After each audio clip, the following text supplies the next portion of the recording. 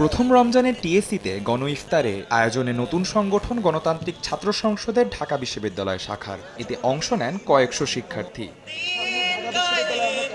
ইফতারের আগে হামদোনাদ পরিবেশন করা হয়। অভ্যুত্থানের শহীদ ও আহতদের জন্য করা হয় মোনাজাত। আয়োজকরা জানান, গণ ইফতারের মূল উদ্দেশ্য শিক্ষার্থীদের মধ্যে ভ্রাতৃত্বের বন্ধন অটুট রাখা। এই যে বিপ্লব পরবর্তী বাংলাদেশে কোনো জোর জবরদস্তি কোনো ঠাঁই নেই, কোনো কর্তৃত্ববাদের কোনো ঠাঁই নেই।